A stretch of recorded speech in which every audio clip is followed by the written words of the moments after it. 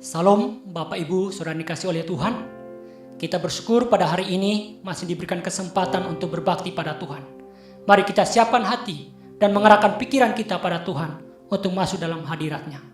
Saya undang jemaat untuk bangkit berdiri. Tuhan berada di bait suci-Nya.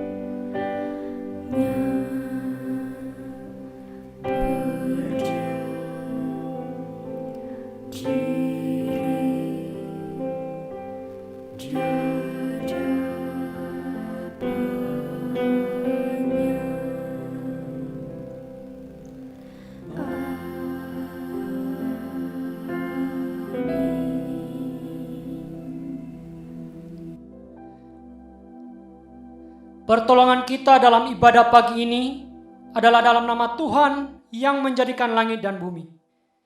Kasih karunia dan damai sejahtera dari Allah Bapa kita dan dari Tuhan Yesus Kristus menyertai kita sekalian. Amin. Firman Tuhan di awal kebaktian kita terambil dari Lukas 15 ayat 4-7 yang berbunyi demikian. Siapakah di antara kamu yang mempunyai 100 ekor domba, dan jikalau ia kehilangan seekor di antaranya, tidak meninggalkan yang 99 ekor di padang gurun, dan pergi mencari yang sesat itu sampai ia menemukannya? Dan kalau ia telah menemukannya, ia meletakkannya di atas bahunya dengan gembira. Dan setibanya di rumah, ia memanggil sahabat-sahabat dan tetangga-tetangga, serta berkata kepada mereka, "Bersukacitalah bersama-sama dengan aku, sebab dombaku yang hilang itu telah kutemukan.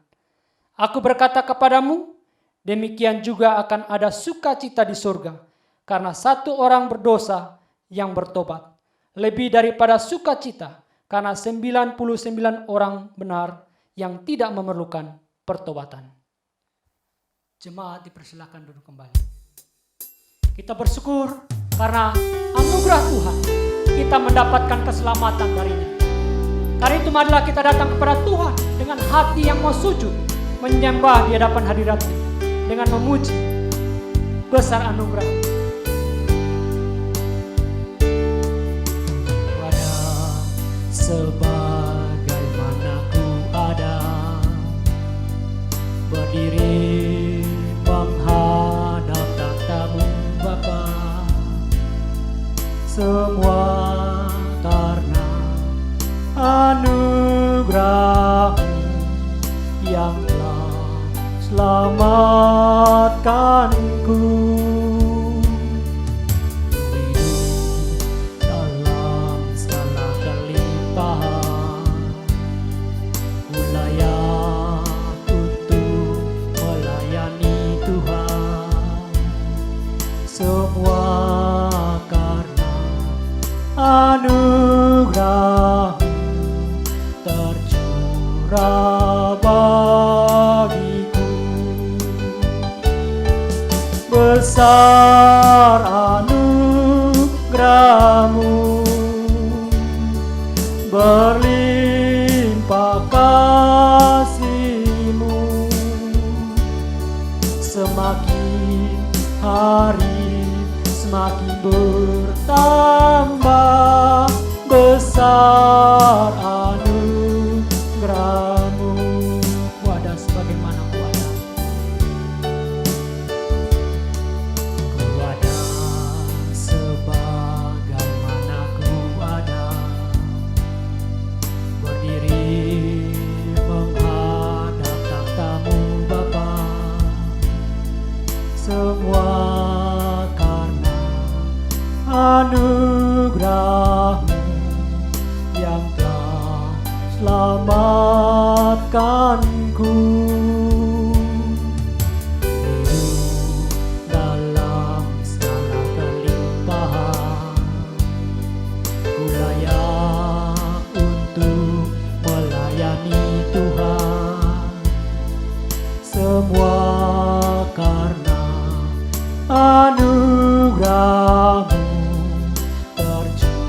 anugerah bagiku.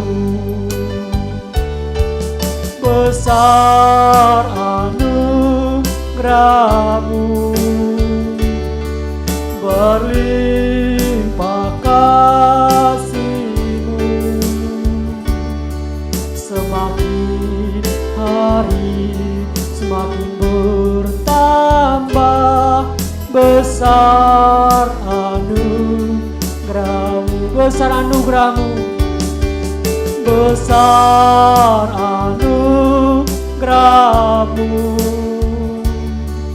berlimpah kasih-Mu,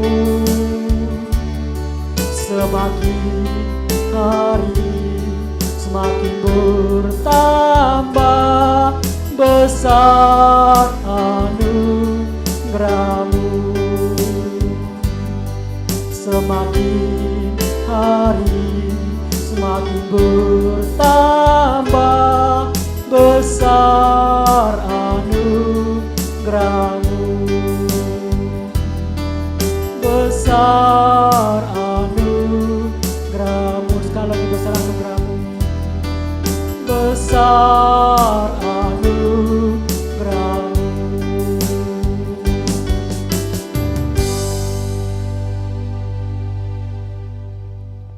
Mari kita berdoa.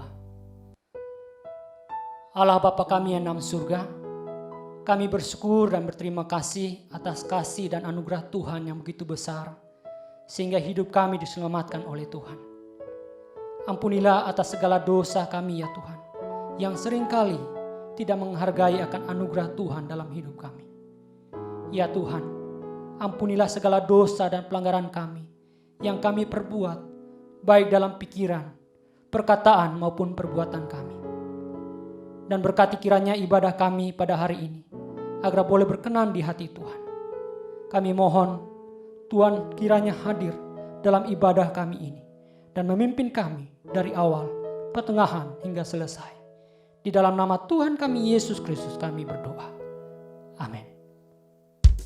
Saudara, bila waktunya tiba, Tuhan Yesus akan datang kembali untuk menjemput dan membawa kita orang percaya ke surga.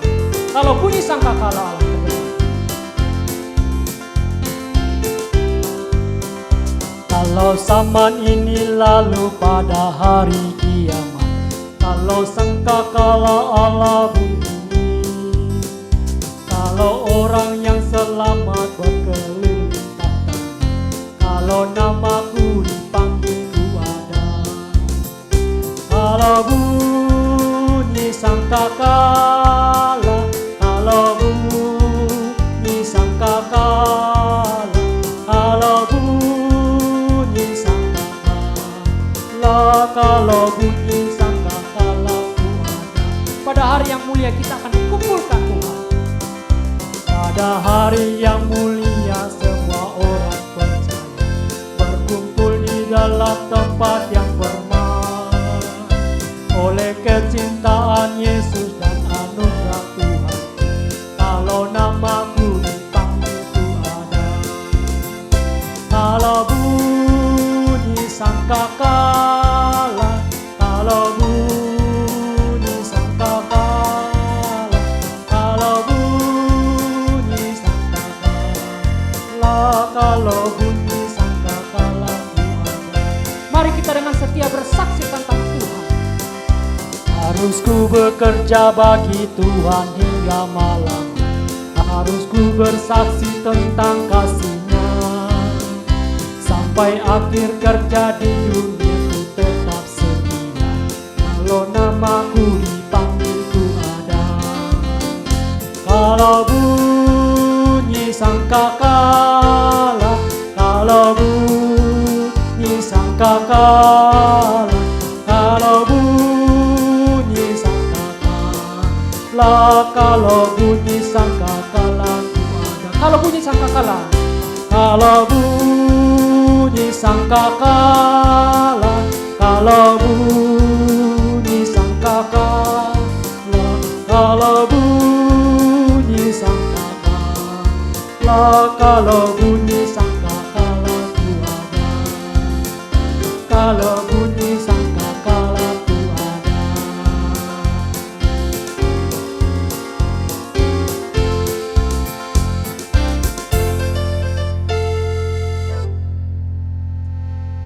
Tiba saatnya kita akan mendengarkan firman Tuhan yang akan disampaikan oleh hambanya. Mari kita siapkan hati untuk mendengarkan firman Tuhan. Katakan, ku siapkan hatiku Tuhan.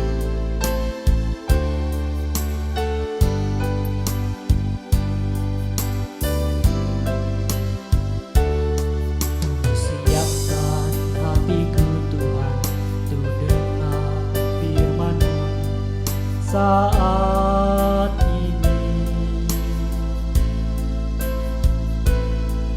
Ku sujud menyembah-Mu Tuhan, masuk hadirat-Mu saat ini. Curahkan urapan-Mu Tuhan bagi jemaat-Mu saat ini. Ku siapkan hatiku Tuhan untuk dengar firman-Mu.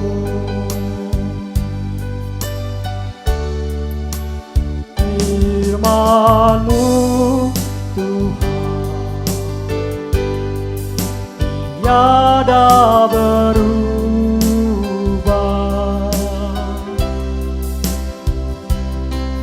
dahulu sekarang selama-lamanya tiada berubah.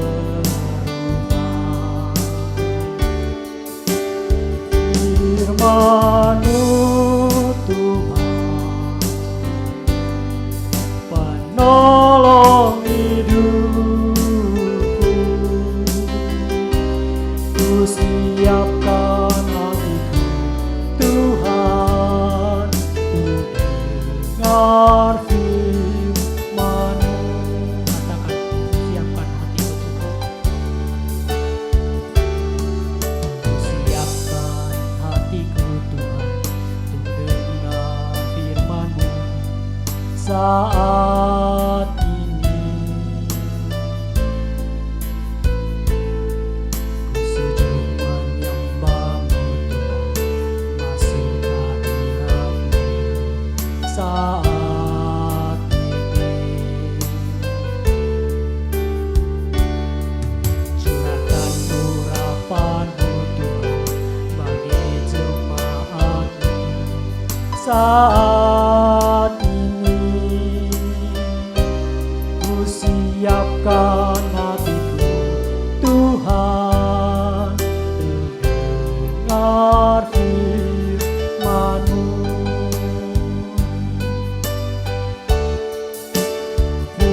Firman-Mu Tuhan tiada berubah,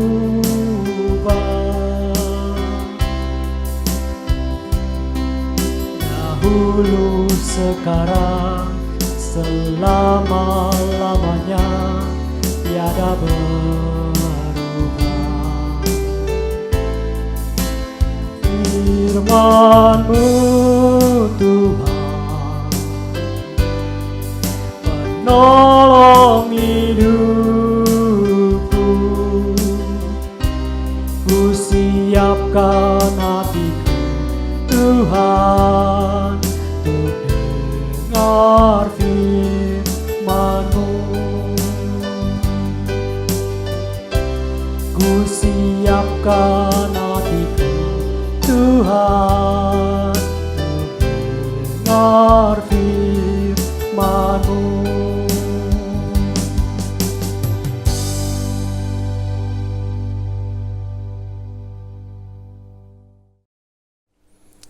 Bapak, Ibu, dan saudara-saudara yang dikasihi oleh Tuhan, sebelum kita memulai pemberitaan firman Allah pada hari ini, mari kita bawa di dalam doa.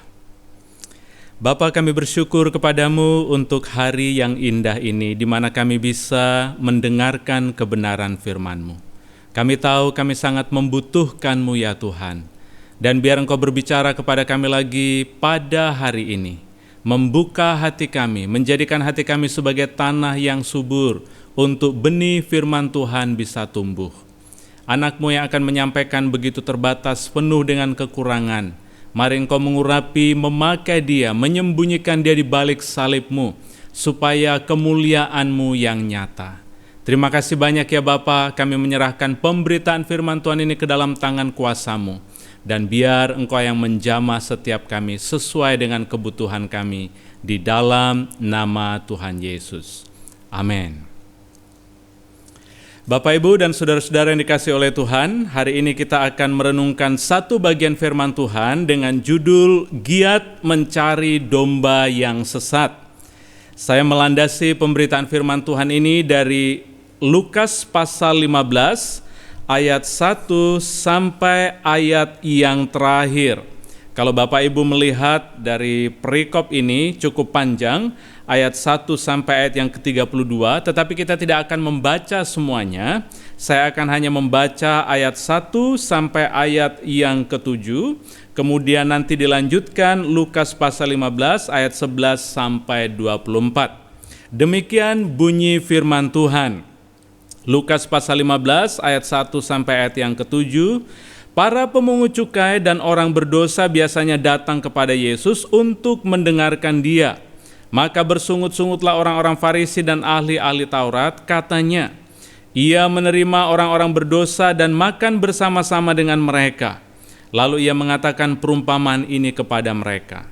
Siapakah di antara kamu yang mempunyai 100 ekor domba, dan jikalau ia kehilangan seekor di antaranya, tidak meninggalkan yang 99 ekor di padang, dan pergi mencari yang sesat sampai ia menemukannya? Dan kalau ia telah menemukannya, ia meletakkannya di atas bahunya dengan gembira.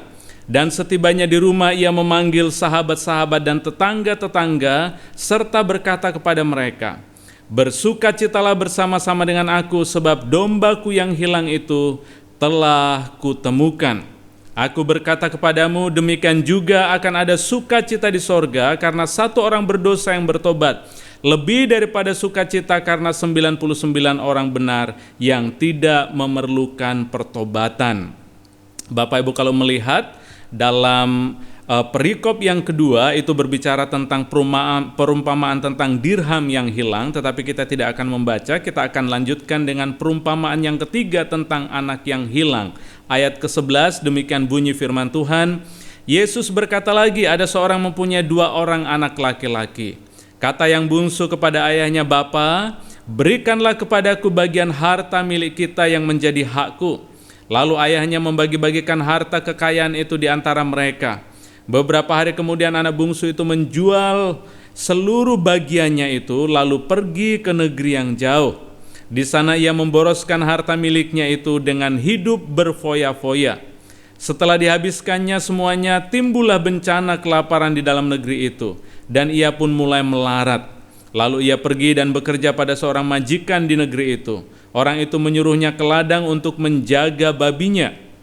Lalu ia ingin mengisi perutnya dengan ampas yang menjadi makanan babi itu. Tetapi tidak seorang pun yang memberikannya kepadanya. Lalu ia menyadari keadaannya, katanya, betapa banyaknya orang upahan Bapakku yang berlimpah-limpah makanannya. Tetapi aku di sini mati kelaparan. Aku akan bangkit dan pergi kepada Bapakku dan berkata kepadanya, Bapa, aku telah berdosa terhadap sorga dan terhadap Bapa. Aku tidak layak lagi disebutkan anak Bapa.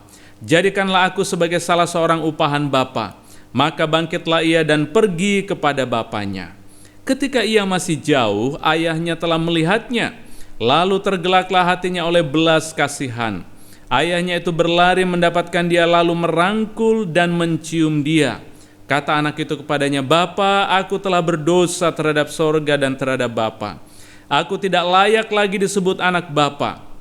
Tetapi ayah itu berkata kepada hamba-hambanya, lekaslah, bawa kemari jubah yang terbaik, pakaikanlah itu kepadanya dan kenakanlah cincin pada jarinya dan sepatu pada kakinya. Dan ambillah anak lembu tambun itu, sembelihlah dia, dan marilah kita makan dan bersukacita. Sebab anakku ini telah mati dan menjadi hidup kembali, ia telah hilang dan didapatkan kembali. Maka mulailah mereka bersukaria. Berbahagialah orang yang mendengarkan firman Tuhan ini dan melakukan setiap firman Tuhan ini di dalam kehidupannya sehari-hari. Nah, Bapak Ibu, seperti yang saya sampaikan tadi, bahwa tema kita hari ini adalah giat mencari domba yang sesat. Saya melihat ada dua hal penting yang perlu kita lihat bersama untuk menjadi pribadi yang bisa giat mencari domba yang sesat. Yang pertama adalah dasar, kita harus mengerti dasar kenapa kita harus mencari domba yang sesat.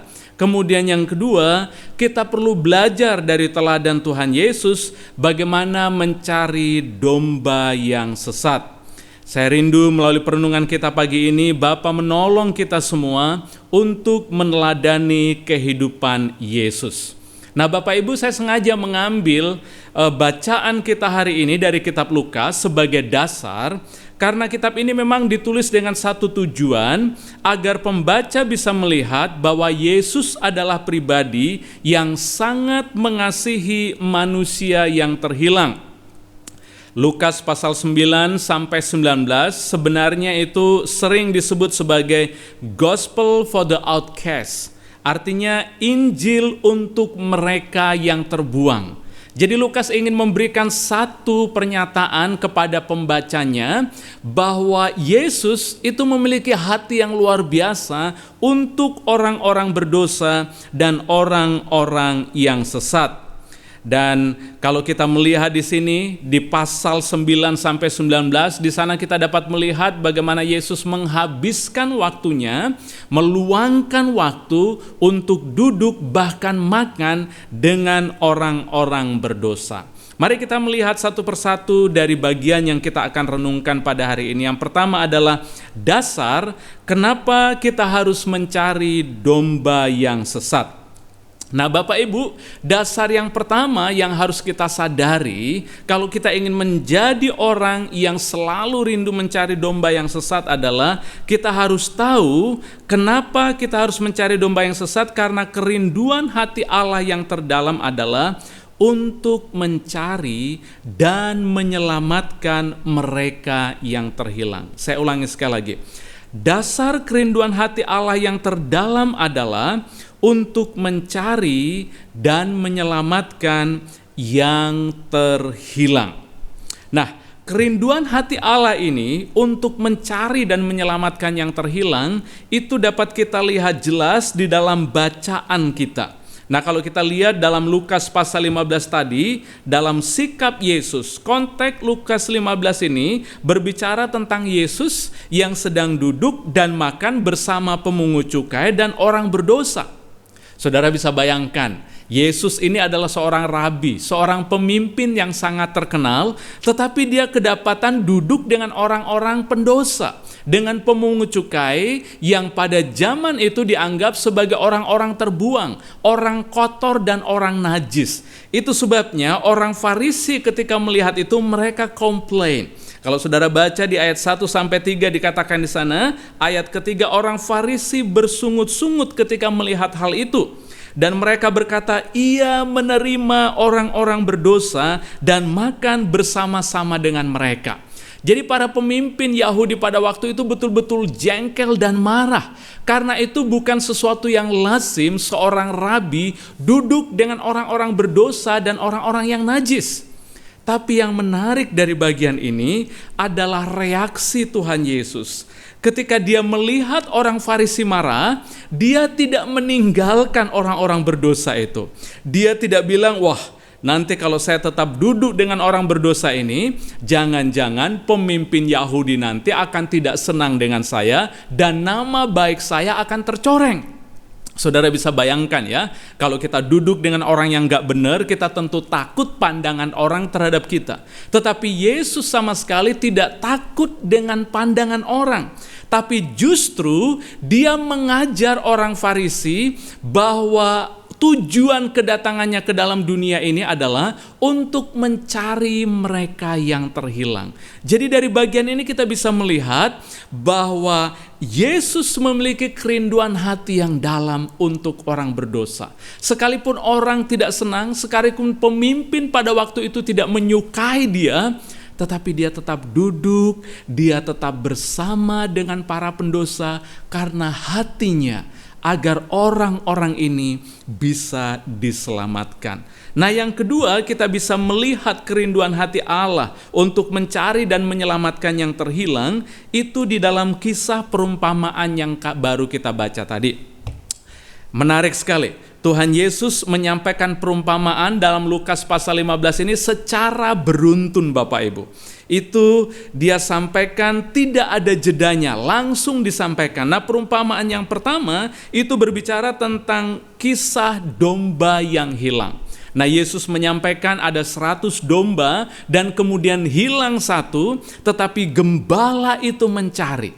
Nah, saudara perlu ingat, pada zaman itu ketika gembala kehilangan satu domba, mereka akan sangat sulit untuk meninggalkan yang 99. Kenapa?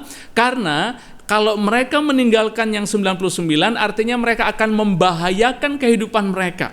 Mereka lebih berpikir sebaiknya kita membiarkan yang satu itu hilang, toh hanya satu saja. Daripada 99 nanti akan dimakan, dimangsa oleh binatang buas, mending kita tidak usah mencari itu. Tapi Tuhan menyampaikan cerita ini untuk menyampaikan kepada pendengarnya bahwa satu domba yang hilang, yang dianggap tidak berharga itu dicari oleh Tuhan Yesus. Di sini kita melihat bagaimana hati Tuhan. Sekalipun domba itu kelihatannya tidak berharga, tapi Tuhan mencari dia. Nah, perumpamaan yang kedua berbicara hal yang sama, dirham yang hilang dari seorang wanita, ada 10 dirham, kemudian kehilangan satu dan dia mencarinya. Tapi saya ingin fokus cerita ini pada perumpamaan yang ketiga. Kalau di perumpamaan yang pertama, pertama dan kedua dia memakai benda, dia memakai binatang sebagai perumpamaan.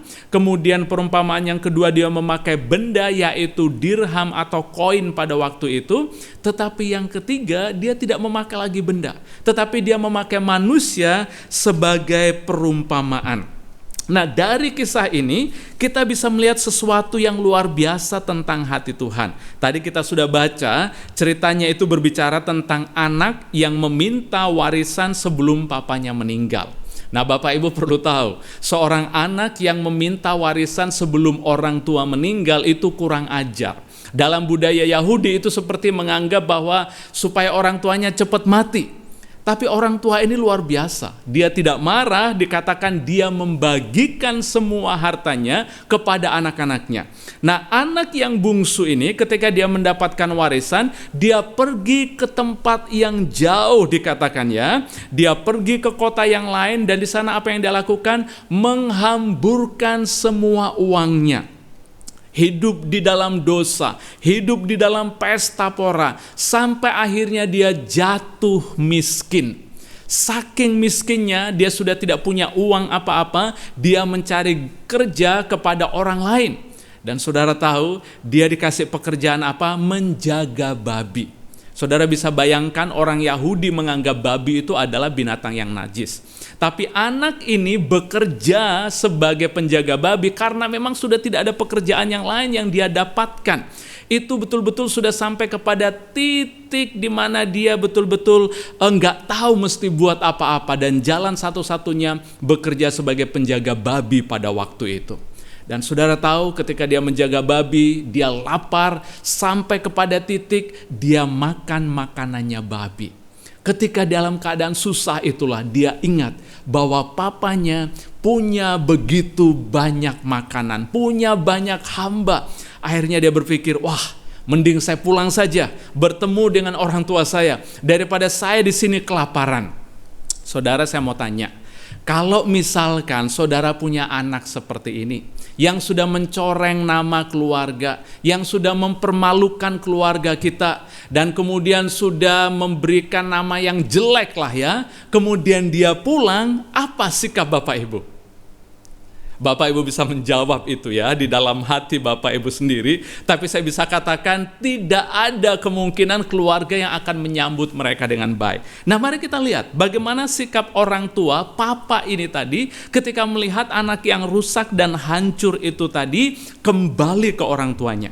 Nah, kalau kita lihat Lukas 15 ayat 20, di sana dikatakan, maka bangkitlah ia. Jadi anak ini bangkit pergi kepada bapaknya. Perhatikan ayat selanjutnya. Ketika ia masih jauh, ayahnya telah melihatnya. Perhatikan, ini unik menurut saya. Papanya sudah tua, anaknya masih jauh, tetapi dia bisa melihat anak itu dari jauh. Artinya apa? Seorang penafsir katakan kemungkinan besar papa ini sebenarnya selalu menunggu-nunggu anaknya untuk kembali.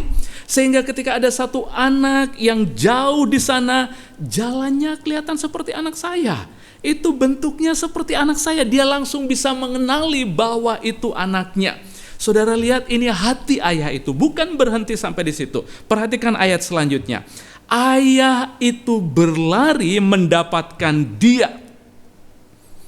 Ingat, dalam budaya Yahudi, orang tua itu nggak ada yang lari. Kalau ada orang tua yang berlari, itu seperti mempermalukan diri sendiri. Karena orang tua punya kehormatan, orang tua itu punya martabat, sehingga mereka akan berjalan. Dan saudara tahu pakaian orang di zaman itu mereka memakai jubah.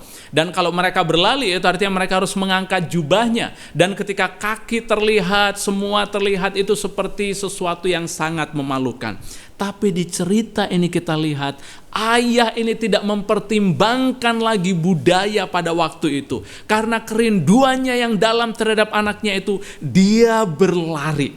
Tidak berhenti sampai di situ. Perhatikan lagi apa yang digambarkan oleh Tuhan Yesus. Berlari mendapatkan dia, lalu apa? Merangkul dan mencium dia. Saudara tahu anak ini berasal dari mana tadi? Dia kerja di tempat babi. Hidupnya sudah kotor, kehidupannya sudah sangat-sangat betul-betul hancur pada waktu itu. Dan ingat, babi itu adalah binatang yang najis. Artinya anak ini sudah najis pada waktu itu. Tetapi papa itu ketika dia melihat anak ini, dia tidak bilang, "Nak, kamu mandi dulu." Dia tidak berkata begitu. Tidak ada pertanyaan, kenapa kamu kembali, kenapa kamu datang kemari, uang yang banyak yang sudah dibagikan kepada kamu, kemana larinya. Tidak ada interogasi, tetapi yang ada apa? Penerimaan yang luar biasa. Ayah itu mencium dan ayah itu memeluk anak ini. Bapak Ibu, saya pengen bilang ini hati Bapa kita. Ini hati Allah kita.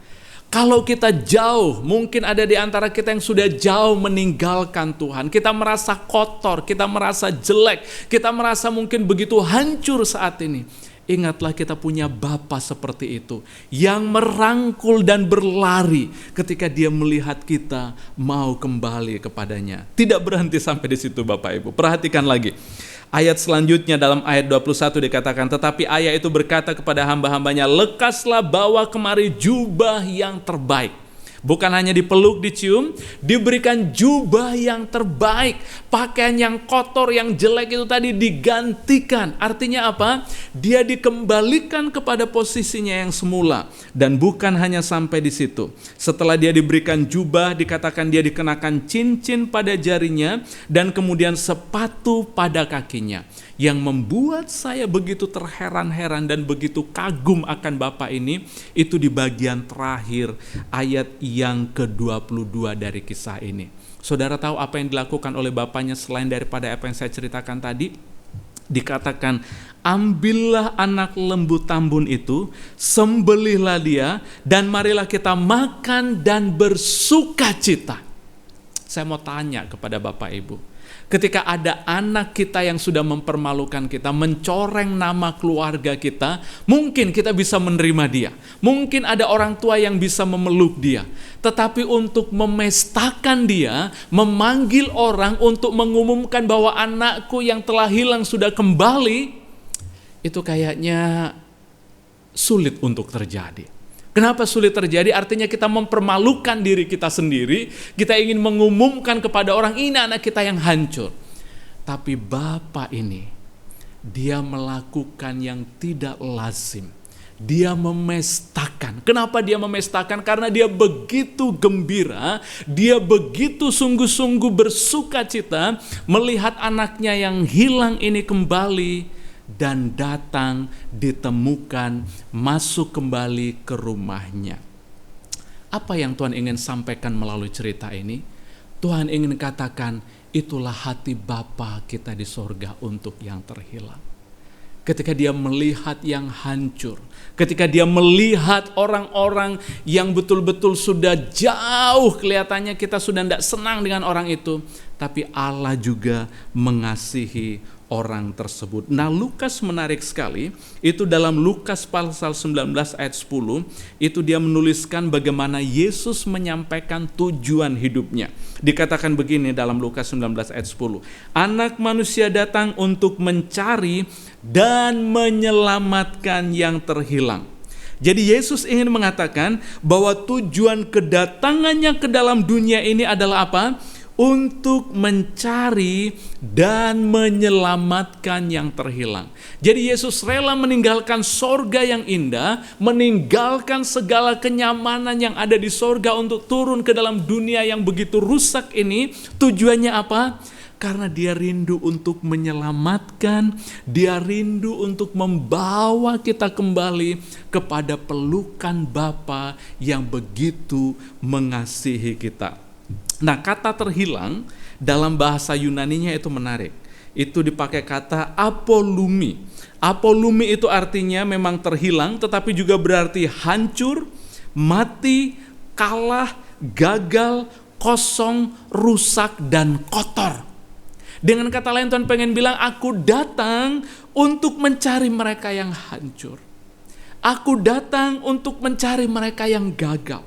Aku datang untuk mencari mereka yang merasa kosong di dalam kehidupannya. Aku datang untuk mencari mereka yang merasa kalah. Aku datang untuk mencari mereka yang merasa hidupnya sudah rusak dan kotor. Bapak Ibu, ini hati Bapa kita. Dia begitu rindu untuk menyelamatkan orang-orang yang berdosa. Itu sebabnya Yohanes 3 ayat 16 katakan, karena begitu besar kasih Allah akan dunia ini, sehingga ia mengaruniakan anaknya yang tunggal, supaya barang siapa yang percaya kepadanya tidak binasa, melainkan beroleh hidup yang kekal. Karena begitu besar kasih Allah akan dunia ini, kasihnya begitu besar. Paulus katakan kasihnya itu dalam, lebar, luas, tidak terselami. Dan betul, kita tidak bisa memahami bagaimana mungkin orang yang sudah rusak, yang layak dimurkai ini dikasihi oleh Tuhan. Tapi itulah hati Bapa kita. Dia mengasihi yang rusak dan rindu untuk memulihkannya. Dasar yang kedua, kenapa kita harus mencari domba yang tersesat, itu dapat kita lihat di dalam bacaan kita tadi. Ketika kita melihat domba yang sesat dan kemudian dirham yang hilang dan anak yang terhilang, perumpamaan yang disampaikan oleh Tuhan Yesus, itu sebenarnya berbicara tentang kita, saudara. Itu berbicara tentang diri kita manusia yang ada di dalam dunia. Kita ini terhilang. Yesaya pasal 53 ayat 6 katakan, kita sekalian sesat seperti domba, masing-masing kita mengambil jalannya sendiri. Kita semua sesat. Sama seperti domba di dalam perumpamaan itu yang tersesat. Sama seperti anak yang terhilang itu yang pergi meninggalkan bapaknya. Kita seperti itu. Tetapi kabar baiknya buat kita, gembala yang baik, Bapa yang baik, itu datang untuk mencari kita. Harusnya kita sudah binasa, harusnya kita sudah mati. Karena domba, mereka tidak akan bisa buat apa-apa untuk bisa menemukan gembala. Tetapi gembala itu datang untuk menyelamatkan kita. Nah, saya pengen bilang seperti ini. Kalau kita tahu bahwa kita adalah dulu domba yang tersesat, tetapi domba yang telah ditemukan oleh Tuhan, domba yang telah dibawa ke pangkuan Tuhan, domba yang sekarang dikasihi sehingga kita tidak jadi binasa, kita tidak jadi hilang dan mati. tetapi kita memiliki kehidupan yang dari Tuhan. Kalau kita sudah merasakan itu, maka kita juga akan berbelas kasihan kepada mereka yang terhilang. Kenapa? Karena kita sudah mengecap kebaikan Tuhan. Kita sudah mengecap kemurahan Tuhan. Kita sudah merasakan bagaimana Tuhan berbelas kasihan kepada kita yang rusak ini. Dan ini waktunya bagi kita untuk berbelas kasihan kepada mereka yang belum kenal akan nama Tuhan. Ada seorang perempuan di Amerika yang bernama Nadia Bolz-Weber. Namanya agak sedikit sulit disebutkan Bapak Ibu. Tapi Nadia Weber ini dulu adalah seorang punk. Saudara ya tahu ya, punk yang rambutnya dicat model-model segala macam dan kemudian bajunya begitu antik. Bapak Ibu bisa melihat dalam gambar itu. Dia orang yang hancur. Dia hidup di jalanan. Kehidupannya hanya dipakai untuk mengisap narkoba. Pokoknya tidak ada masa depan. Keluarganya seperti tidak menerima dia.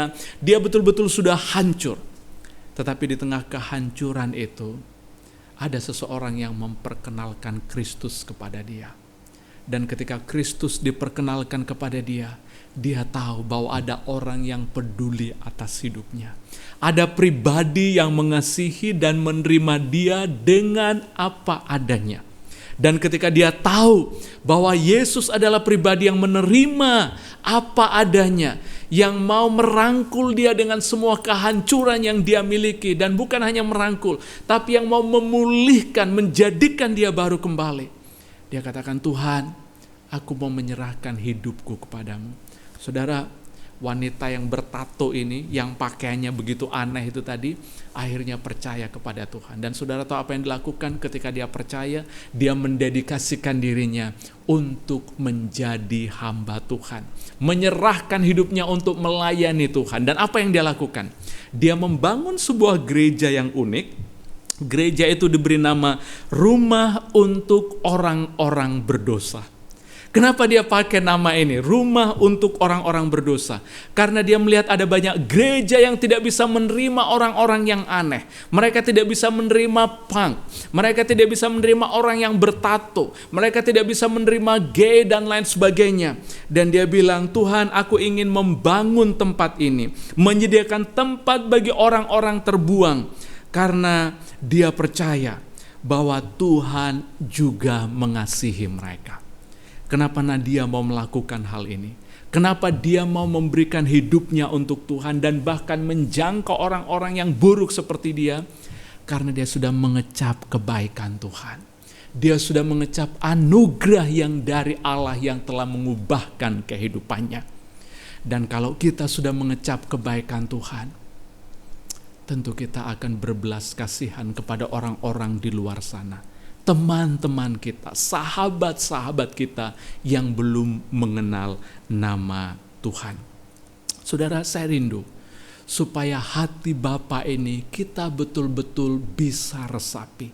Kita bisa mendengar detak jantungnya, bisa mendengar kerinduannya. Karena kalau kita mendengar dan kita betul-betul merasakan degup jantungnya, kita akan juga mengikuti teladan dari kehidupannya. Yang kedua, yang pertama tadi kita belajar tentang dasar kenapa kita harus mencari domba yang sesat. Yang kedua, kita ingin belajar hal yang praktis. Bagaimana agar kita bisa mencari mereka yang sesat. Jadi kita ingin belajar dari teladan Tuhan Yesus, bagaimana kita berinteraksi untuk memenangkan mereka yang tersesat. Nah, dalam bacaan kita, Tuhan Yesus memberikan teladan yang indah dalam mencari mereka yang tersesat. Yang pertama yang dilakukan oleh Tuhan Yesus adalah simple Bapak Ibu. Menerima orang apa adanya terlepas dari dosa dan latar belakang mereka. Saya ulangi sekali lagi.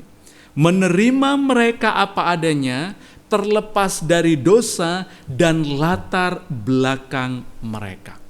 Bapak Ibu tahu, penerimaan itu adalah satu kunci yang begitu luar biasa. Sikap penerimaan Yesus ini dapat terlihat dengan jelas bukan hanya di mata orang-orang yang berdosa, tetapi juga di mata orang Farisi. Makanya orang Farisi dalam ayat ketiga katakan, ia menerima orang-orang berdosa dan makan bersama-sama dengan mereka. Jadi Tuhan memiliki attitude itu, menerima dia apa adanya. Kata menerima itu artinya seperti welcoming orang, dengan hati yang terbuka, dengan hati yang sungguh-sungguh mau menerima orang itu apa adanya. Saudara, penerimaan dan sikap tidak menghakimi ini menjadi pintu yang lebar untuk orang bisa datang kepada Kristus. Saudara perhatikan dalam bacaan kita tadi, sikap Yesus yang menerima orang berdosa ini membuat mereka akhirnya tidak sungkan. Tidak ada jarak, saudara. Karena mereka tahu Tuhan welcome mereka. Tuhan tahu mereka berdosa, tetapi Tuhan tidak menunjuk-nunjuk dosa mereka. Tetapi Tuhan menerima mereka terlebih dahulu. Dan yang kalau kita lihat dalam ayat pertama tadi dikatakan, dan akhirnya kita bisa melihat mereka membuka hati dan mereka mau mendengarkan dia. Terlalu banyak orang yang sudah begitu gampang menghakimi orang lain. Banyak orang sudah capek dengan dituduh, dengan ditunjuk-tunjuk, dengan dihakimi semua dosanya. Orang capek, saudara. Tapi yang dibutuhkan saat ini adalah orang yang mau merangkul, orang yang mau menerima orang lain apa adanya. Saudara tahu, anak yang terhilang tadi bisa diubahkan oleh bapaknya karena apa? Dia diterima oleh bapaknya apa adanya. Diterima oleh Tuhan.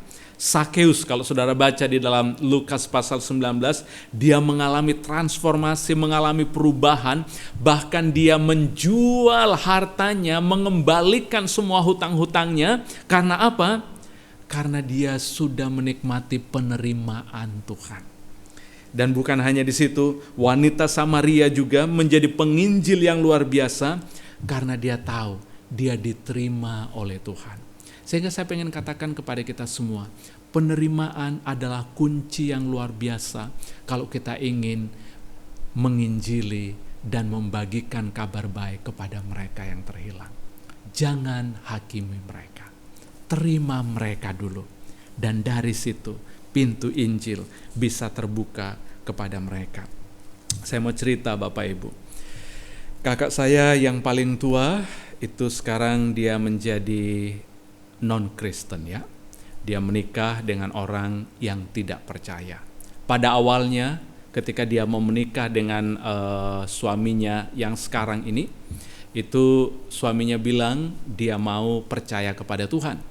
Sehingga kami semua senang, saya cukup senang, saya mencarikan gereja yang bisa membantu untuk bisa memuridkan karena dia ditinggal di kota lain, untuk bisa memberikan katekisasi, kemudian memberikan konseling pranikah dan lain sebagainya. Dan dia mengikuti semuanya itu, sehingga kami sangat senang. Tapi setelah mereka menikah, aslinya kelihatan.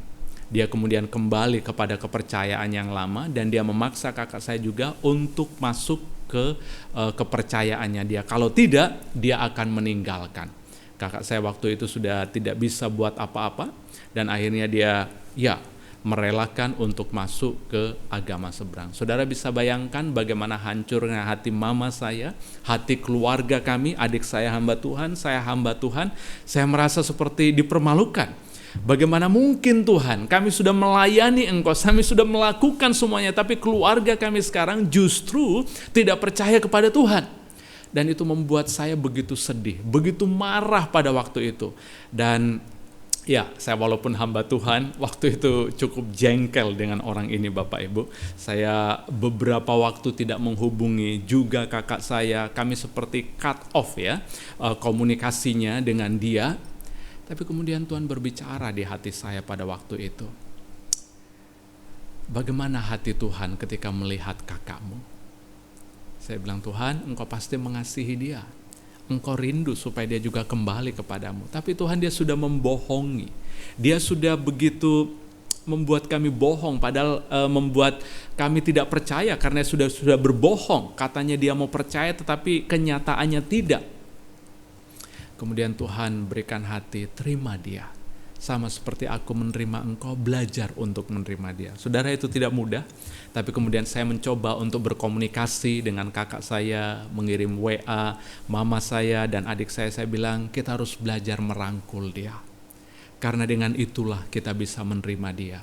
Dan saudara tahu kami kirim barang-barang, makanan untuk anak-anaknya, dan akhirnya komunikasi kami mulai cair. Mereka sudah baik juga kelihatannya dengan kita, dan saya melihat itu tanda yang baik. Nah, suatu waktu saya dengar dari kakak saya bahwa dia akan ke Jawa untuk mengikuti pelatihan di sini. Wah, saya memang sudah bisa berkomunikasi dengan dia, tapi untuk bertemu secara langsung saya belum siap pada waktu itu. Tapi saya bilang, Tuhan, saya mau menjadi perwakilan, mau menjadi alat di tangan-Mu Tuhan. Dan ketika dia datang, dia tinggal di sebuah hotel.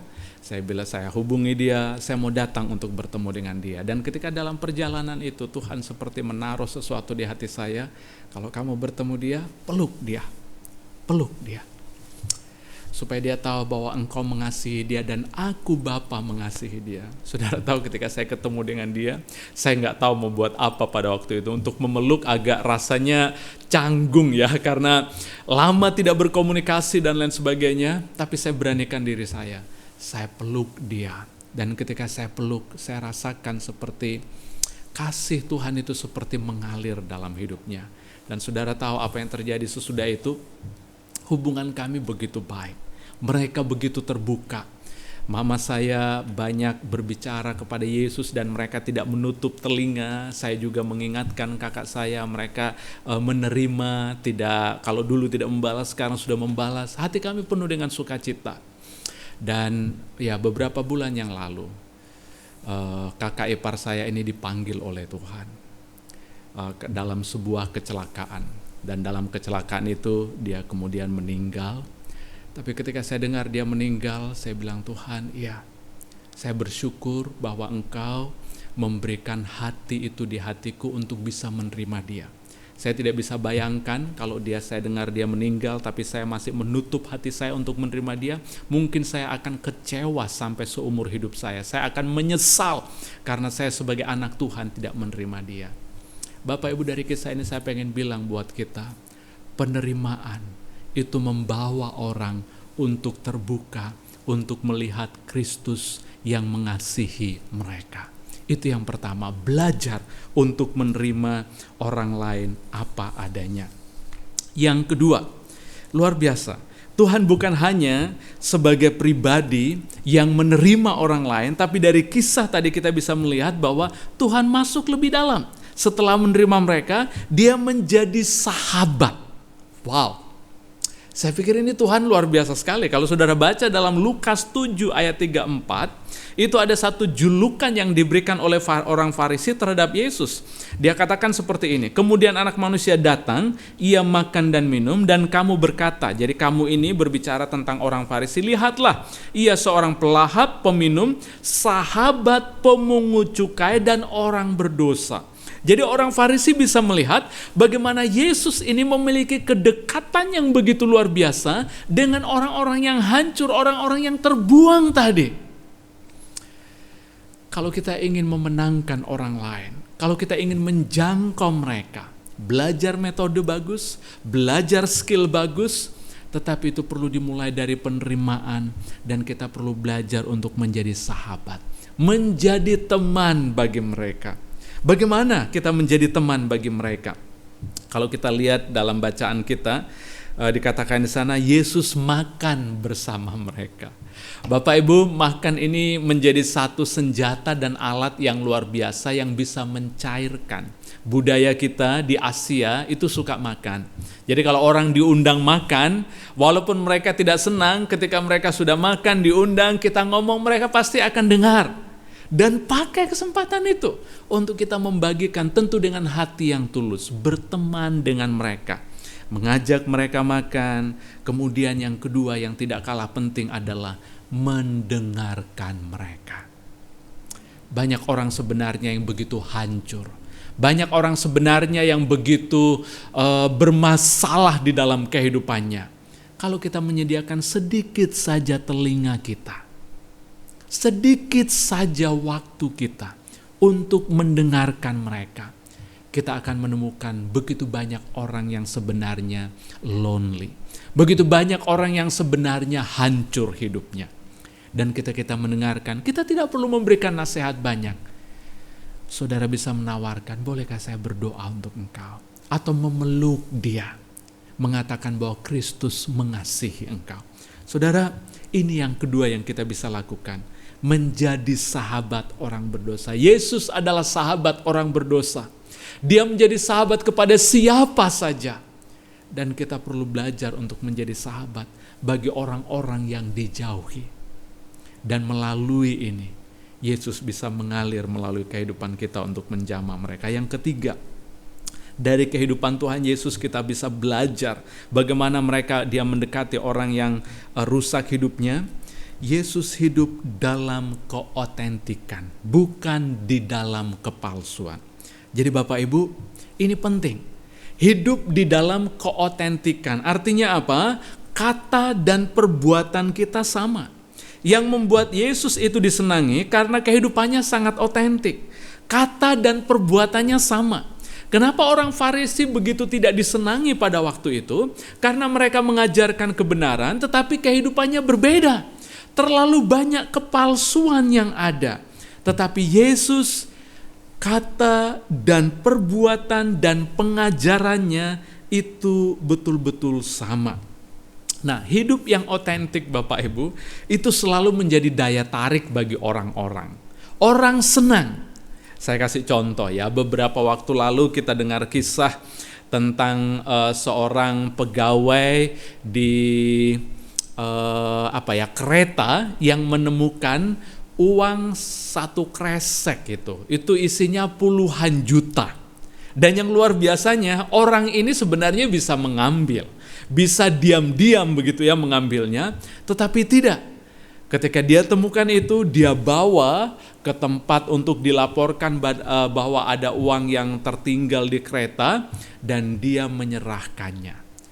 Saudara, ketika saya mendengarkan kisah itu, hati saya begitu kagum. Wah, luar biasa orang ini ya. Sebenarnya dia bisa mengambil, dia bukan orang kaya, tetapi dia masih mau mengembalikan itu. Kenapa kisah-kisah ini membuat kita begitu bangga dan membuat kita terharu? Jawabannya satu, karena dunia ini sudah dipenuhi dengan begitu banyak kepalsuan. Orang capek dengan semua kepalsuan yang ada. Tetapi keotentikan, kehidupan yang sungguh-sungguh sesuai dengan kehidupan Kristus, itu akan menjadi daya tarik tersendiri. Saudara tahu, kata Kristen itu berasal dari Kristos. Itu sebenarnya artinya adalah Kristus kecil. Artinya apa? Kita ini seperti Kristus kecil. Seperti perwakilan-perwakilan Yesus yang ada di muka bumi ini. Dan melalui kehidupan kita sebenarnya Yesus ingin orang bisa melihat Yesus. Pertanyaannya untuk kita, apakah kehidupan Yesus nyata dan terlihat dalam hidup kita? Bapak Ibu, kalau kita ingin menjadi penjangkau jiwa, menjadi orang yang giat untuk bisa memenangkan mereka yang terhilang, hal yang ketiga yang harus kita miliki adalah kita perlu hidup di dalam keotentikan. Hidup seperti Yesus. Beberapa waktu lalu saya mengikuti satu seminar formasi spiritual. Dan dalam acara itu kita diajak untuk menulis, ada dalam satu sesi, kalau engkau meninggal nanti, apa yang engkau harapkan untuk dituliskan di batu nisanmu? Saya pikir, apa ya? Apa yang engkau inginkan supaya itu bisa diingat dan itu dituliskan di batu nisanmu? Ketika saya berdoa memikirkan itu, Tuhan, saya diingatkan satu bagian firman Tuhan, dan seperti Tuhan mengingatkan saya satu ayat yang di Galatia yang Paulus katakan, hidupku ini bukannya aku lagi melainkan Kristus yang hidup di dalam aku. Dan saya tulis di situ, saya mau diingat sebagai orang yang berjalan dan orang yang berbicara dan orang yang melayani dan orang yang hidup seperti Kristus. Wah, saya tahu itu berat Bapak Ibu ya. Itu sesuatu target yang kelihatannya sangat tinggi sekali. Tapi saya pengen bilang, Kalau Bapak Ibu dipanggil oleh Tuhan, apa yang engkau ingin tuliskan di sana? Itu menjadi tujuan kita. Kalau kita hidup seperti Kristus, kalau kita berjalan seperti Kristus, saya percaya orang akan banyak dimenangkan untuk percaya kepada Tuhan. Dan yang terakhir, sebelum saya masuk ke terakhir, Gandhi, saudara tahu ya, Gandhi itu salah satu pemimpin dari pemimpin di India. Dia katakan satu pernyataan seperti ini. Saya kagum dengan kehidupan Yesus dalam Alkitab, tetapi saya begitu kecewa melihat dengan kehidupan orang Kristen yang jauh berbeda kehidupannya dengan Yesus.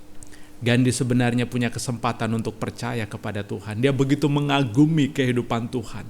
Tetapi ketika dia melihat kehidupan orang Kristen, dia begitu kecewa. Karena kehidupan pengikut Yesus tidak seperti Yesus. Kalau kita hidup seperti Yesus, saya percaya orang akan ditarik untuk percaya kepada Kristus. Ini yang terakhir, ini betul-betul terakhir Bapak Ibu.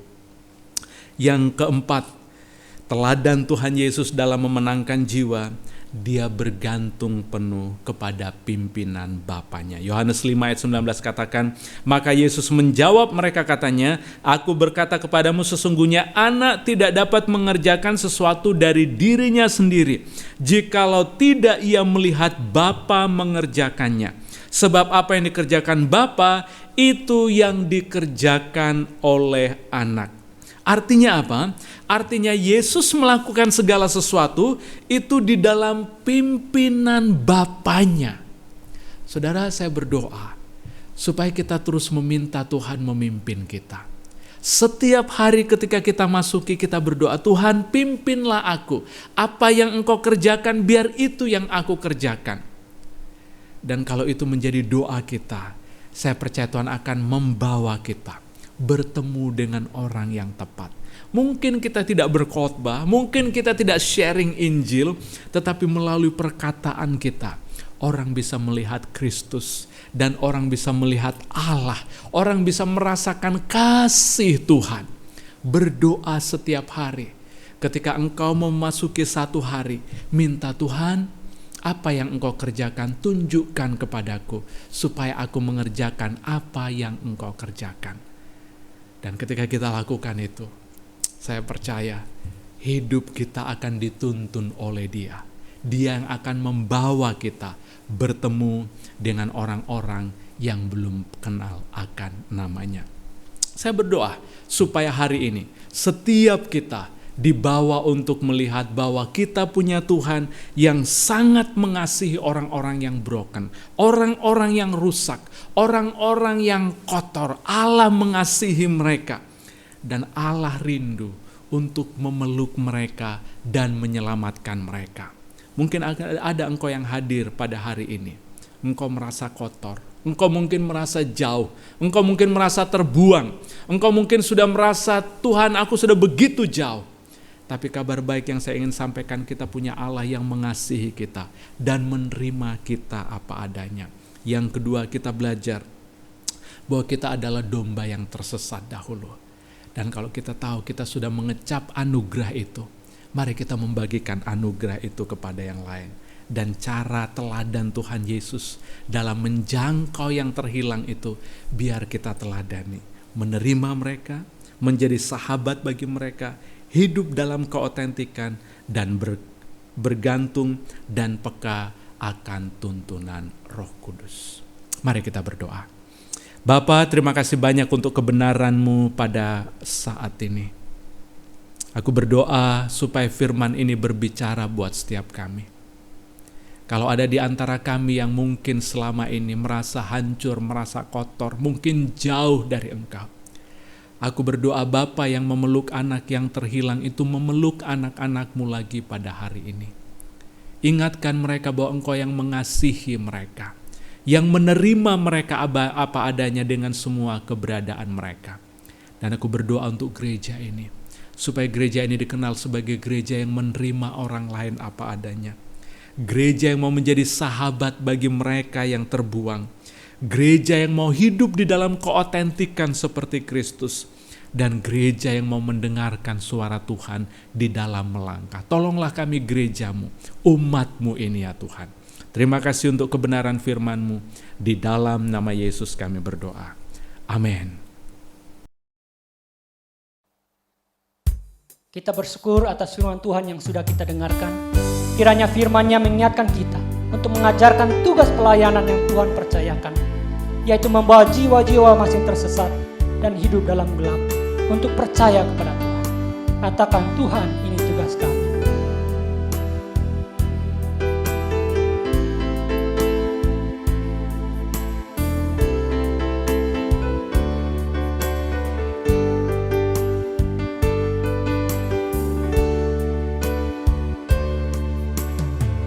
Berikan pada kami hati yang mengasihi jiwa-jiwa yang belum mengenal kasih Bapa.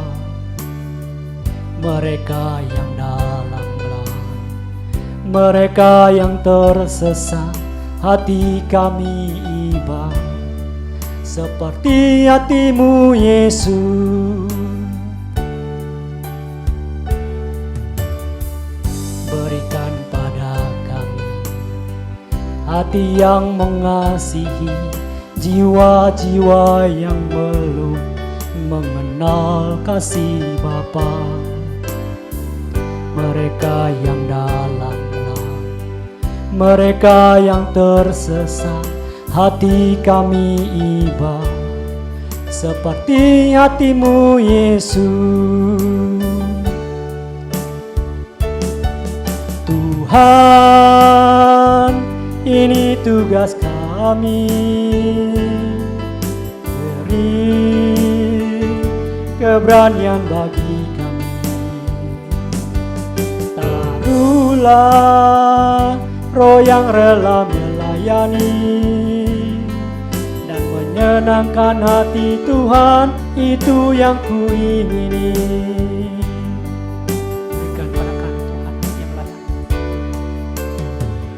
Berikan pada kami hati yang mengasihi jiwa-jiwa yang belum mengenal kasih Bapa. Mereka yang dalam gelap, mereka yang tersesat, hati kami iba seperti hati-Mu Yesus. Tuhan, ini tugas kami. Beri keberanian bagi kami.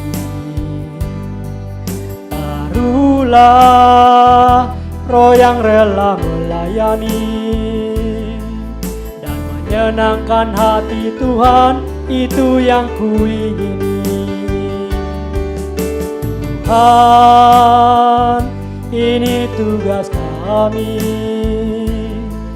Beri keberanian bagi kami. Taruhlah roh yang rela melayani dan menyenangkan hati Tuhan, itu yang kuingini. Dan menyenangkan hati Tuhan, itu yang kuingini.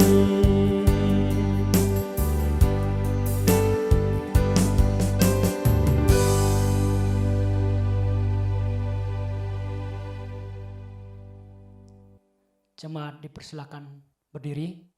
Mari kita mengaku iman kita bersama-sama dengan semua orang percaya di segala tempat dan sepanjang masa sesuai dengan pengakuan iman rasuli.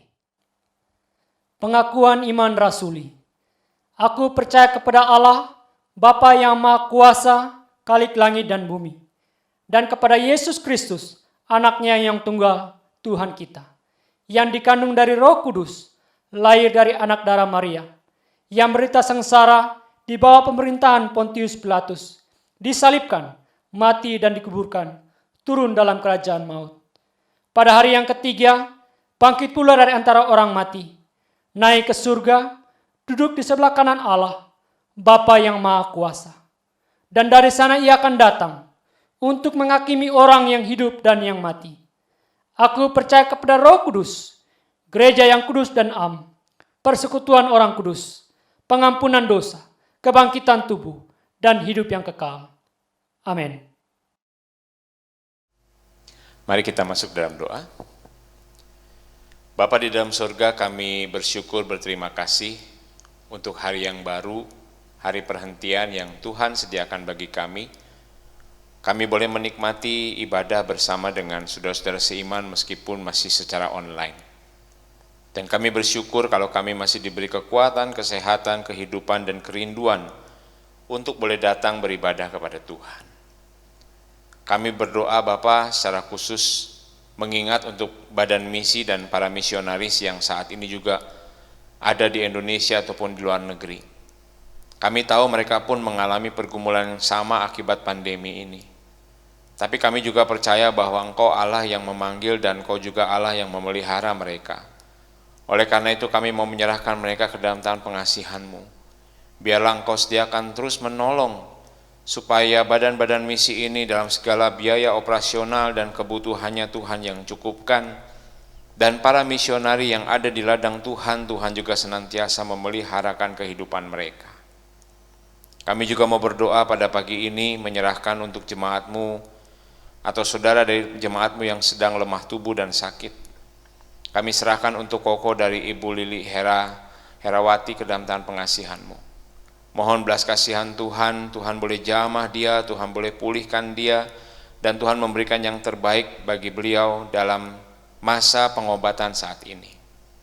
Kami juga mengingat ya Tuhan untuk anak-anak-Mu jemaat GKAGP yang sudah lanjut usia, baik untuk Bapak Gounsing, Ibu Indria, Bapak Cipto dan Ibu Ana Sultana, Bapak Ibu Hadi, Bapak Ibu Liono, Bapak Kosen, Bapak Li Irawan, Ibu Tan Jaicu, Ibu Chia Cuing, Ibu Tan Syokming, Ibu Eka Sriwati, Ibu Elvi Tandiono, Ibu Lisayang, dan Ibu Natalia juga Ibu Yuliani. Mohon Tuhan memeliharakan mereka. Mungkin mereka sedang mengalami kelemahan tubuh, biarlah Tuhan menguatkan mereka. Atau mungkin mereka juga mengalami kejenuhan, kebosanan karena harus berada di rumah. Tuhan juga senantiasa memberi penghiburan dan kekuatan buat mereka. Tidak lupa kami juga mau berdoa Tuhan bagi keluarga besar dari Samuel Hosea, Felicia Gunawan, dan Ivana yang baru saja berduka cita atas meninggalnya kakek mereka, Bapak Puji Gianto. Biarlah Tuhan menghibur dan menguatkan mereka. Tuhan menolong mereka supaya tetap berpengharapan di dalam Tuhan. Kami bersyukur di usia lanjutnya almarhum boleh percaya kepada Tuhan dan menerima Engkau sebagai Tuhan dan Juru Selamat pribadinya. Biarlah Tuhan terus menghiburkan dan menguatkan keluarga yang ada. Kami juga berdoa Tuhan bagi jemaat-Mu yang sudah Tuhan tambahkan usia 1 tahun. Kami ingat untuk Saudari Ike, kami ingat untuk Ibu Li Elvi Tandiono, dan juga Saudara Jason. Kami serahkan pertambahan usia mereka ke dalam tangan pemeliharaan-Mu dan kasih-Mu ya Tuhan. Biarlah mereka senantiasa bersyukur atas segala hal yang sudah Engkau kerjakan dalam hidup mereka, dan mereka senantiasa terus bertumbuh di dalam iman, di dalam pengenalan yang benar akan Tuhan melalui firman Tuhan, sehingga mereka menjadi pribadi-pribadi yang terus dibentuk semakin serupa dengan Engkau. Kami menyerahkan juga kegiatan sepekan dari gereja kami, baik doa malam ataupun persekutuan wanita yang masih diadakan secara online. Kami berdoa Bapa, biarlah Engkau juga menolong supaya jemaat-jemaat Tuhan dapat meresponi kegiatan-kegiatan semacam ini untuk menolong mereka tetap bertumbuh di dalam iman dan pengenalan akan Tuhan, supaya mereka kuat menghadapi berbagai macam persoalan, pencobaan yang dihadapi hari demi hari. Dan biarlah mereka mengalami pemulihan daripada Tuhan melalui firman Tuhan, puji-pujian dan doa-doa yang kami naikkan. Terima kasih Bapa. Tidak lupa kami juga mau mensyukuri segala berkat dan rahmat yang Tuhan sudah berikan dalam kehidupan kami. Kami akan mengembalikannya dalam bentuk persembahan sebagai bentuk rasa terima kasih kami dan syukur kami kepada Tuhan. Tuhan berkati persembahan kami, dan biarlah Tuhan boleh pakai persembahan kami untuk memuliakan nama Tuhan. Secara khusus bagi pekerjaan-pekerjaan Tuhan yang Kau percayakan kepada kami di GKAGP. Berkati juga setiap jemaat Tuhan yang sudah memberi Biarlah dengan iman dan kasih yang lahir dari hati yang mengenal Tuhan, mereka terus boleh memberikan yang terbaik bagi kemuliaan-Mu. Terima kasih Bapa. Kami menyerahkan seluruh doa kami ini hanya di dalam satu nama, Tuhan Yesus Kristus, Tuhan dan Juru Selamat kami yang hidup, kami berdoa. Amin. Doksologi dan doa berkat oleh hamba-Nya. Puji Allah Bapa Putra, puji Allah Roh Kudus, ketiganya yang esa. Pohon selamat sumber berkat. Amin.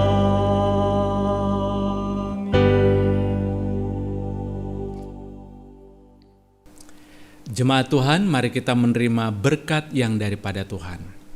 Kiranya kasih karunia dari Allah Bapa, kasih setia dari Tuhan Yesus, penyertaan dari Allah Roh Kudus akan menyertai engkau, membimbing engkau, menguatkan engkau dalam sepanjang minggu ini, agar hidupmu menjadi berkat dan menjadi alat di tangannya, mulai dari saat ini sampai Tuhan Yesus datang kedua kali. Amin.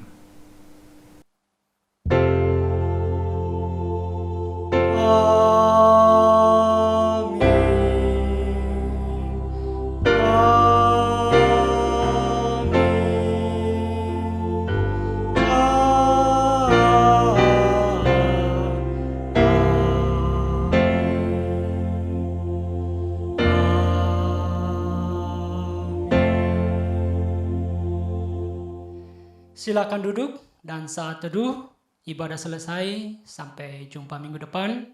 Tuhan Yesus memberkati kita.